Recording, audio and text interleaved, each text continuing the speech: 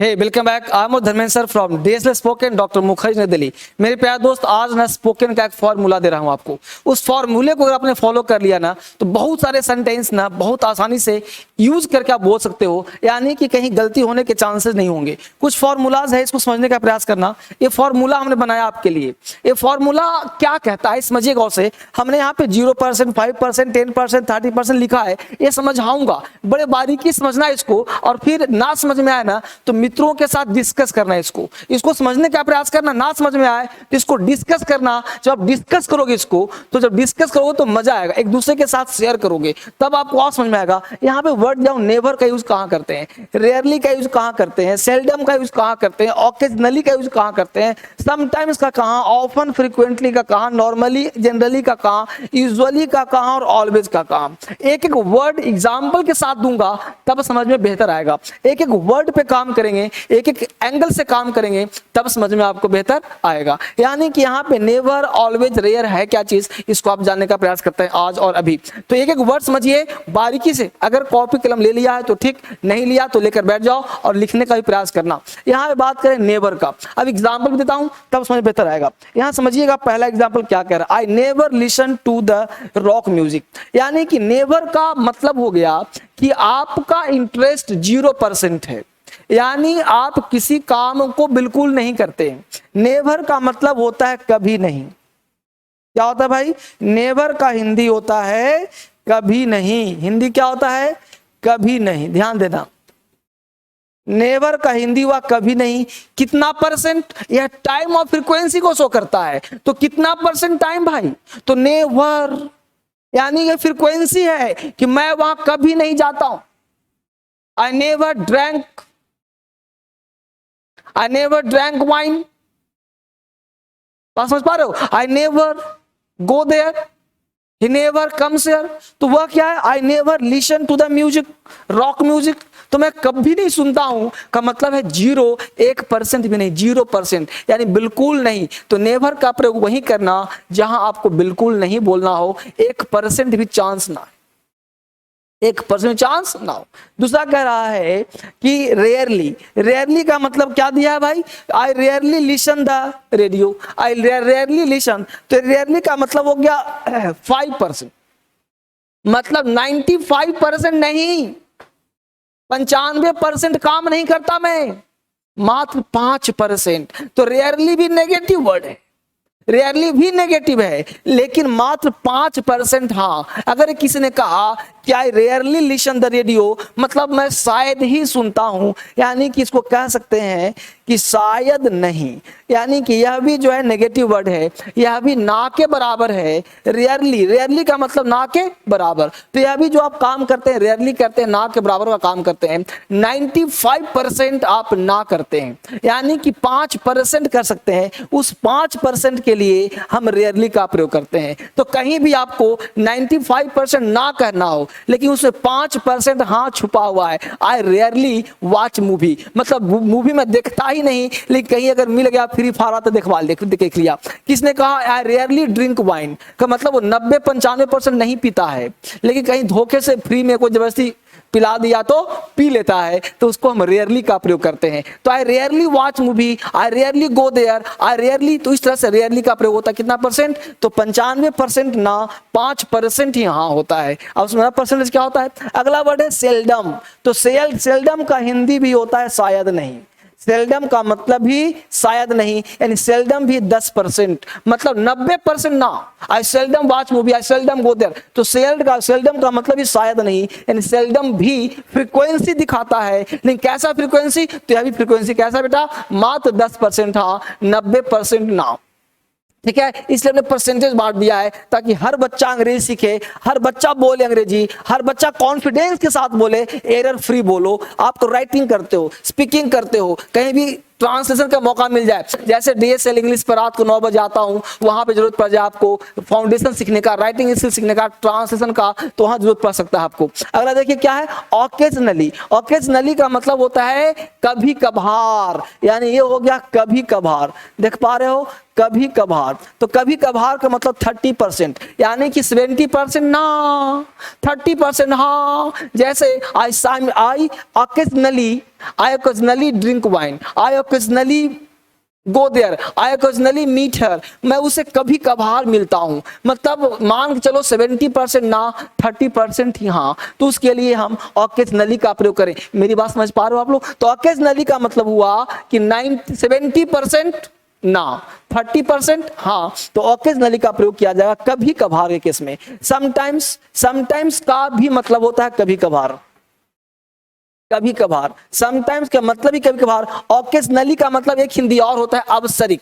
Occasionally का एक हिंदी और होता है अवसरिक। अवसरिक का मतलब अवसर आने पर, जैसे होली के दिन में दारू पी लिया, दीपावली में, तो कोई ऑकेजनली काम करता है, मतलब 70% तो नहीं करता, 30% करता है। और समटाइम्स का मतलब भी कभी कभार। तो समटाइम्स मतलब 50% भाई, 50% हाँ, 50% ना। जैसे करता भी हूं, ना भी करता हूं, जाता भी हूं, नहीं भी जाता हूं। Sometimes he meets me, sometimes I go there, है ना, आई वुड समटाइम्स।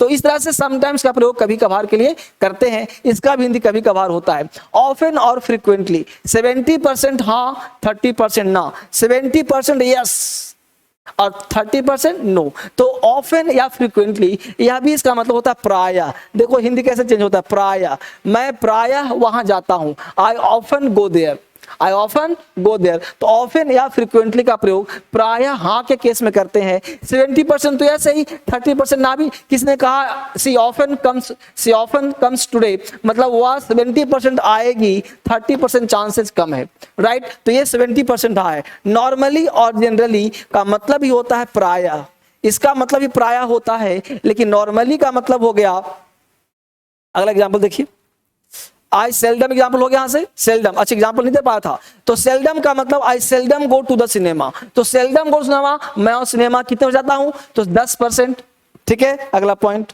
अगला एग्जाम्पल देखिए, I occasionally eat rice, I occasionally, जैसे मैं कभी कभार खा लिया, ओकेजनली खा लिया। तो ओकेजनली का मतलब क्या लिखा था अभी जस्ट, अवसरिक, अवसरिक। तो अवसर आने पर मैं खा लेता हूं, I occasionally eat rice, he occasionally drink wine. तो ओकेजनली काम कर लेता है, राइट। ये सब पढ़ा चुका हूं। अगला देखिए क्या है, sometimes play cricket on the weekend. देखो वीकेंड आ गया ना, यदि समटाइम्स का मतलब हो गया कभी कभार, समटाइम्स का मतलब कभी कभार, कभी कभार, वो कभी कभार क्या कर लेता भाई, क्रिकेट खेल लेता है। जस्ट पढ़ा दिया। अगला एग्जांपल देख लीजिए, चेक कर लीजिए, है ना। I often spend Holi with friends, यानी ऑफन का मतलब हो गया कि 70% हाँ, 70% हाँ, यानी कि प्रायः की बात कर सकते हैं। यानी प्रायः जो है हम होली अपने दोस्तों के साथ ही व्यतीत कर रहे हैं, इस बार तुम्हारे साथ कर ले रहा हूं। तो 70% हाँ, 30% ना, ठीक है। अगला वर्ड हम लोगों का है वो कौन है, नॉर्मली और जनरली।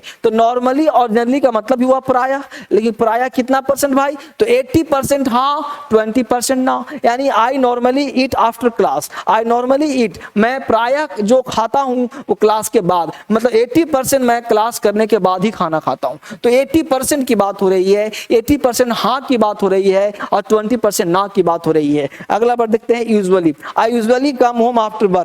तो यूजुअली का मतलब भाई घर ही तो जाओगे, यूजुअली का मतलब ही हुआ प्रायः, यानी प्रायः कितना हुआ भाई, तो प्रायः का मतलब भाई अब घर ही, काम खत्म होने के बाद घर ही जाओगे ना।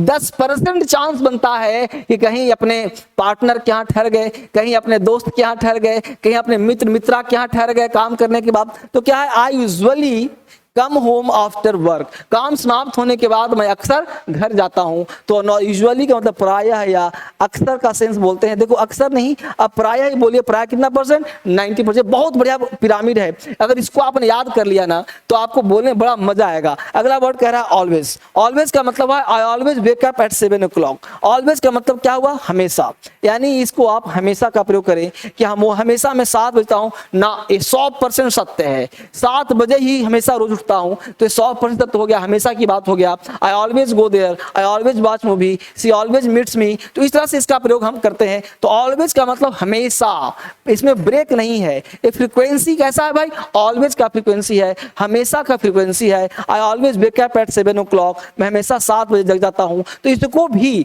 आप डेली यूज में प्रयोग करें, तब आपको ना एक अलग सा बोलोगे तो गुदगुदी सी होगी। यानी सारे वर्ड स्पोकन के लिए बनाए गए। मैं एक बात बता रहा हूं आपको, स्पोकन क्लास करना चाहते हो तो सबसे पहले एक एक वर्ड का राइट यूज सीखना है हम लोगों को, एक एक वर्ड का राइट यूज, और तब उसको प्रैक्टिस में लाना है। ये सब ज्ञान, ये सब तरीका कब हुआ, तो आपको DSL इंग्लिश पर रात के 9 बजे फाउंडेशन क्लास में आना है, जिसके तहत फाउंडेशन और स्पोकन दोनों को मिला करके पढ़ना है, ताकि आपका इंग्लिश और स्ट्रांग हो जाए। फिर मैं आपसे मिलता हूं कल एक नए क्लास में। इसको बारीकी से हर दिन सीखें और सीखने का प्रयास करें, और पूरा का पूरा वर्ड याद कर लें, और ये परसेंटेज ध्यान रखें। परसेंटेज का मतलब ये याद रखें कब किसका कहां प्रयोग करना है, और फिर स्पोकन में कैसे बोलते हैं। ठीक है, आप सबों का बहुत बहुत धन्यवाद। Thank you very much. आइए दोस्तों, जानते हैं क्रांतिकारी इंग्लिश ऐप कैसे डाउनलोड किया जाए। क्रांतिकारी इंग्लिश ऐप को डाउनलोड करने के लिए सबसे पहले गूगल प्ले स्टोर पर जाएं। उसके बाद सर्च बार में क्रांतिकारी इंग्लिश ऐप सर्च करें।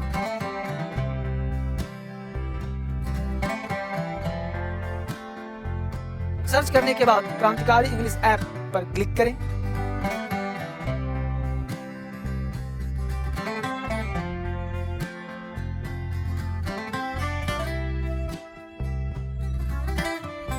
उसके बाद इंस्टॉल पर क्लिक करें। इंस्टॉल पर क्लिक करने के बाद आपके डाउनलोड होने तक प्रतीक्षा करें।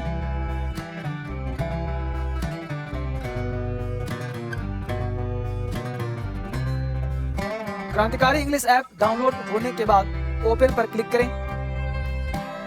क्रांतिकारी इंग्लिश ओपन करने पर कुछ ऐसा दिखाई देगा।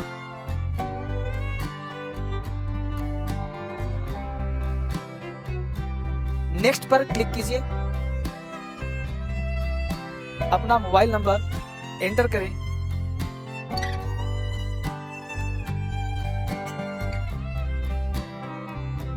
और ज्वाइन फॉर फ्री पर क्लिक करें। आपके फोन में एक OTP आया होगा, उसे एंटर करें।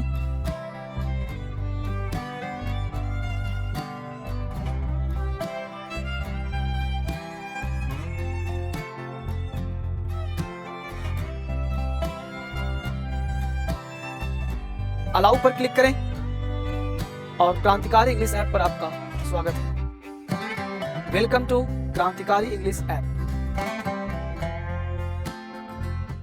आपसे संबंधित किसी भी तरह की समस्या के समाधान के लिए आप हमारी ईमेल टीम DSL पर मेल कर सकते हैं, या नीचे दिए गए फोन नंबर पर कॉल कर सकते हैं।